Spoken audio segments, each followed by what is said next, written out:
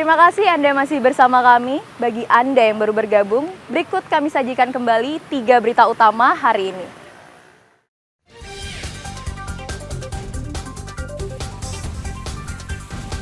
Kebakaran lahan masih terus terjadi di sejumlah wilayah di Kecamatan Kubu, Karangasem.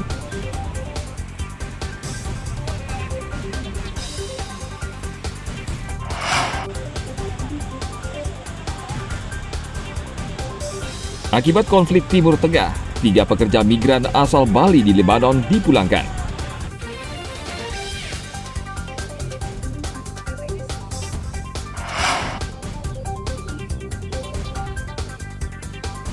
Warga desa Sibangkaja, Abian Semal, Badung menekuni kerajinan tanah liat yang banyak diminati orang.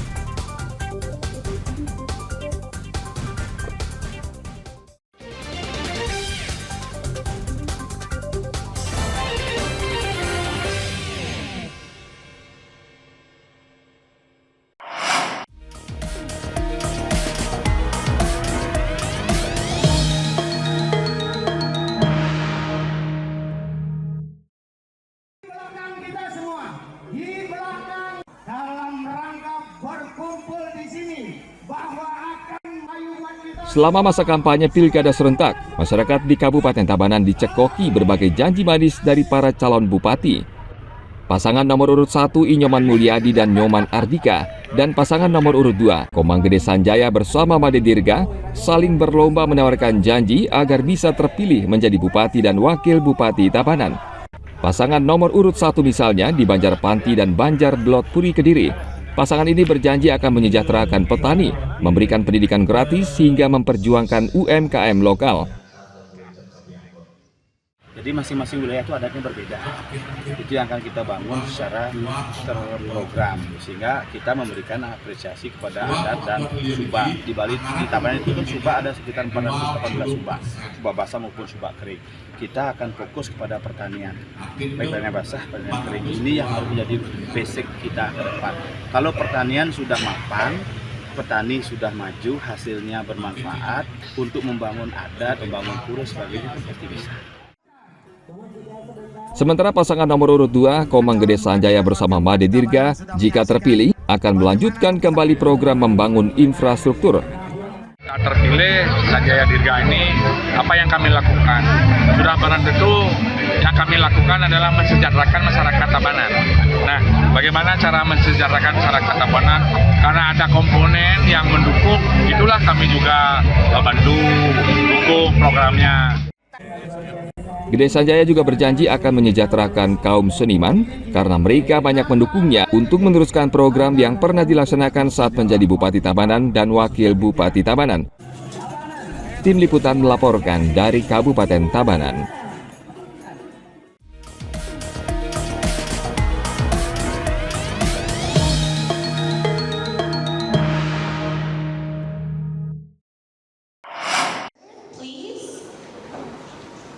We're gonna take some photos on stage. Menteri Kelautan dan Perikanan KKP Sakti Wahyu Trenggono membuka The Sixth Marine Spatial Planning Forum yang berlangsung di Nusa Dua Badung pada Selasa lalu. Forum ini salah satunya membahas tentang konservasi laut dari kerusakan akibat kepentingan ekonomi. Menteri KKP mengakui banyak tantangan bagi Indonesia untuk mewujudkan 30% ruang laut sebagai kawasan konservasi. Saat ini menurut Sakti, ruang laut Indonesia terancam akibat eksploitasi untuk kepentingan reklamasi, serta eksploitasi untuk kepentingan ekonomi sehingga merusak lingkungan dan ekosistem laut. Selain itu, pemanfaatan sumber daya laut secara tradisional dan sembarangan juga mengancam pelestarian lingkungan laut.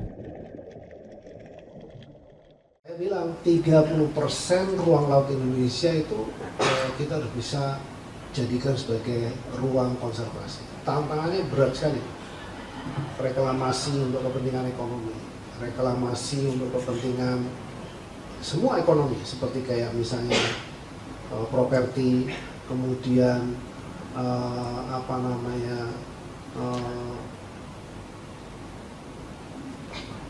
pariwisata, ya itu semuanya itu ujungnya ekonomi. Dia nggak pernah peduli dengan soal lingkungan, ya, sehingga kemudian menjadi rusak dan seterusnya dan seterusnya. Ini yang menjadi concern kita. Lalu kemudian juga soal budidaya yang sembarangan. Jadi harusnya ruang yang tidak boleh digunakan untuk kepentingan budidaya di situ dia lakukan, dan cara berbudidaya masih dengan metode-metode tradisional. Ini juga merusak lingkungan. The Sixth Marine Spatial Planning Forum baru pertama kali berlangsung di luar Eropa. Forum ini diprakarsai IOC UNESCO dan The Directorate General for Maritime Affairs and Fisheries dan Uni Eropa. Kegiatan ini berlangsung dari tanggal 8 hingga 11 Oktober dan dihadiri 51 negara yang akan membahas pelestarian lingkungan laut, perubahan iklim dan ekonomi biru yang berkelanjutan. Tim Liputan melaporkan dari Kabupaten Badung.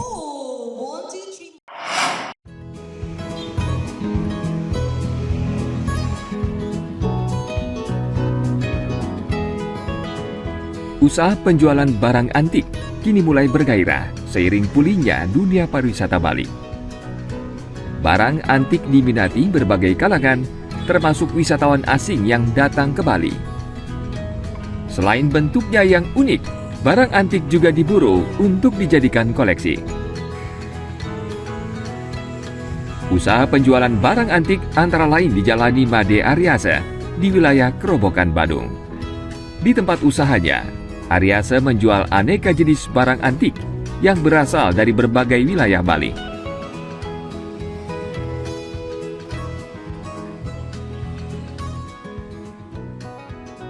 Ini karena dulu sepi, karena waktu pandemi akhirnya bermanding setir mencoba usaha niki Pak ya? Iya, ini sebenarnya usaha cuma sampingan aja Pak. Kalau kerjaan utama sih memang kerja advertising. Advertising ya. Benar, Oke. ya. Sejauh ini bagaimana Pak untuk peminat dari benda-benda antik ini Pak? Syukur Pak, masih ada tetap peminat walaupun ya tidak tidak seperti dulu lah. Sebelum pandemi mungkin teman-teman bilang ramai, sekarang tuh udah mulai bangkit lagi setelah masa-masa pandemi terlewati. Untuk wisatawan apa Pak yang meminati produk ini Pak? Dari Wisatawan ada Pak, yang lokal juga ada, tapi kalau lebih banyak sih yang lokal karena mungkin ya wisatawan tuh untuk saat ini belum begitu banyak yang datang ke sini gitu mungkin yang jadi alasan. Kalau lokal-lokal itu kolektor ya kata-kata Pak? Bukan kolektor, dia tuh punya usaha bisnis juga.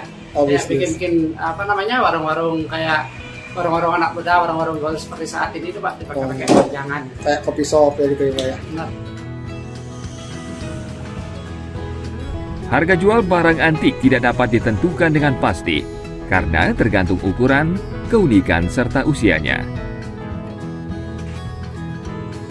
Barang antik kini juga diburu untuk dijadikan pajangan interior di usaha kedai kopi atau restoran di Bali.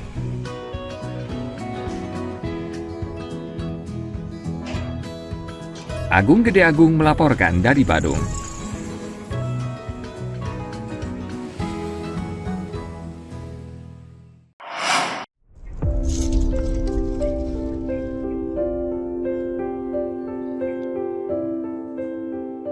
Tidak banyak orang yang menekuni kerajinan dari tanah liat. Namun di desa Sibangkaja, Kecamatan Ambian, Semal, Badung, ada beberapa perajin yang masih membuat kerajinan ini. Seperti Iwayan Rio Riawan. Pria ini terampil membuat kerajinan tanah liat sehingga karyanya banyak diminati orang. Rio mengaku sejak pandemi COVID-19, ia lebih banyak menghabiskan waktu mempelajari kerajinan dari tanah liat.